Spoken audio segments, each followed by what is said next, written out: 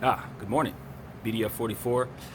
I want to just say hello to all the Hawks fans and just apologize for the video cutting off. I needed to create some space on my phone, storage issues, but yeah, I didn't get a chance to mention the main reason why I started to make that video. It was about Cam Reddish. That was who I wanted to talk about. I had gotten through DeAndre Hunter. I talked about some of the back of the bench pieces that I thought were players that deserved some mention because of where they're at in their careers right now. For example, Chandler Parsons, who they picked up, his contract is finally reasonable. He should be in shape, what have you, from being injured all this time and now having some time to really work on his conditioning. I think it was a good time to pick him up. What else? I said something along the lines of Jabari Parker was also a good pickup for the same reason. That kind of thing. But I didn't get to the point. The point of the whole video was to say they kicked butt in the draft. They kicked butt in the draft and gave themselves a real legitimate core. I like the shooter that they got. I can't think his name, but he's a heck of a shooter from last year, and he's matured a little bit. Maybe he's on his third year actually. I never come prepared, y'all know that. But if the Hawks fans are listening, it's y'all shooter. He's a shooting guard. I think you drafted him a couple years ago. The guy can really go. He's fantastic. And now you add Cam Reddish, a pure creative scorer. I don't know exactly who he reminds me of, and I haven't watched enough of him to know what he's like defensively. But on the offensive end, his mechanics remind me of something nice, like Carmelo Anthony. I think of natural scorers like J.R. Smith. I think of a young fella on the Lakers by the name of Kyle Kuzma. Those guys are just gifted. They get out of bed and they can score. They get out of bed and they can contort their bodies in such a way that can create scoring opportunities where a lot of guys would struggle.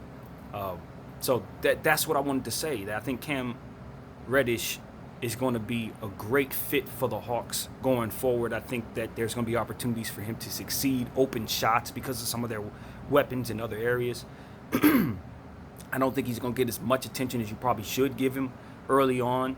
And if he comes out the gate firing, you're looking at a player that could shock some people. They say he doesn't have much of a motor, but he's playing on a young team.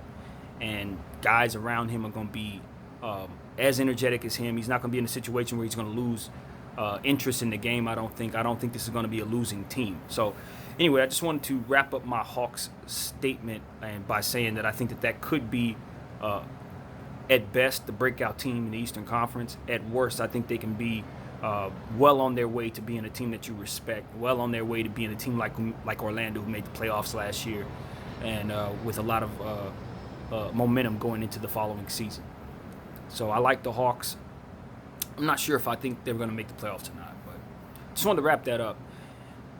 Anyway, now moving on from that. So I'm looking at the roster that the Lakers have put together, and I love it. Avery Bradley, Dudley, shooters everywhere. Even Troy Daniels on the back of the bench, shooters. But I also look and see that they've signed some rookies, some guys in their summer league team. I have to be honest, I haven't watched a single game of summer league this year. Now that I know the Laker team is going to be mostly vets and people who've been in the league for a while, there's no reason for me to really zero in on my summer league team like I have been for the past couple years. So I ain't been watching. But from what I understand, looking at the makeup of the players that we picked up, we got some pretty tall defensive-minded guys who can affect things on a defensive end, guys who could play the 4-3 spots. So I'm excited about that. I hope the Lakers can find one more guy to play the power forward position. I think we could use a guy like a Jeremy Grant or something, even though obviously he was just traded to where was he traded to? Denver? I think he's off to Denver. So they're so damn deep. It's just crazy. But anyway, so that's just what I wanted to say. I just want to get on here and just talk about how happy I am about that. We're in a good space with our roster. I don't think that we need a whole lot. And of course, as a 2K user, I have tried our team out against the Clippers, and I tell you this. Just like I said in the beginning, what my vision would be for the matchup, it hasn't changed now that I've played the video game, simulated the teams and all that. We have a lot of size, and the Clippers are going to be able to do some damage defensively, but Montrezl Harrell, Ivica Zubac, Some of those other guys that they have, their bigs, I don't know who else they'll bring in. JaMychal Green. That ain't enough inside. That's the moral of the story. They're going to be able to attack you on the perimeter, but there's two things that they really need to address. One, they need a facilitator. Patrick Beverley is not going to run your offense like that. He's going to give you some assists, he's going to hit some threes, and he's going to lock people up. But he's not going to run your offense. You're going to have the ball in Paul George's hands, and he needs to be the recipient of shots. The game is going to be in Kawhi Leonard's hands, but he's not a facilitator. The ball's not going to really move with him running the offense. So I see that as being a potential weak spot. And, of course, again, interior defense.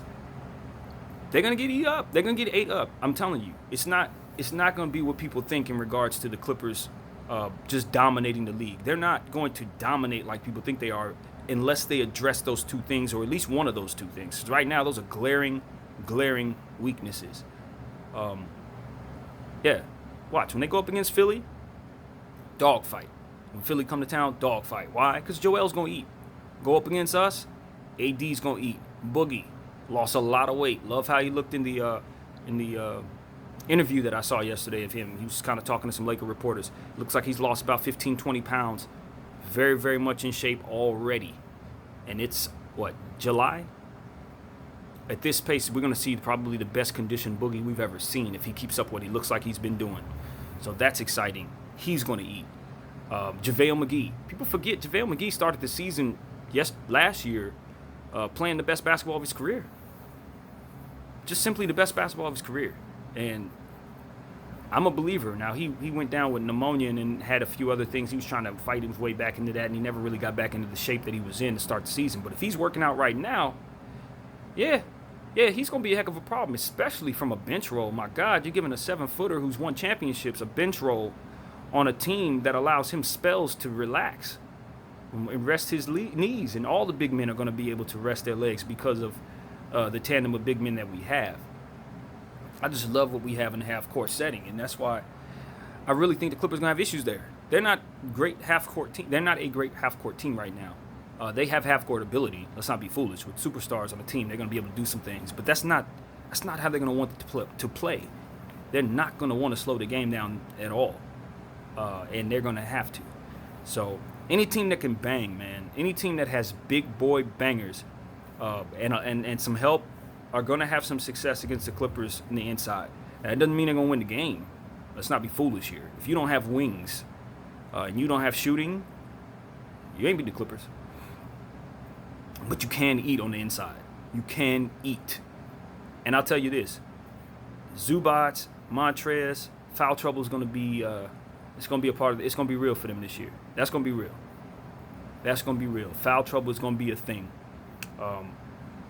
They're going to have to keep those guys on the floor somehow. JaMychal Green's going to have to play some defense, hellacious defense. He's going to have to play some center at times. I just see it coming. The NBA is slowly but surely changing into a league where you have to respect big men. You have to adjust to the big men of this league. It wasn't like that just 3 years ago. All about wings, Steph Curry, Golden State, flying all over the place. But this isn't that anymore. If you look around, most of the teams that you respect have a big man in place that you have to deal with. And so those are the two things I wanted to touch on. Finish up the Hawks conversation. Cam Reddish is dope. And talk about the Lakers roster situation and a little more of that Laker-Clipper matchup thing. Just warning everybody. And have your inside taken care of if you're a Clipper fan. Make sure that you understand that that's going to be something to shore up.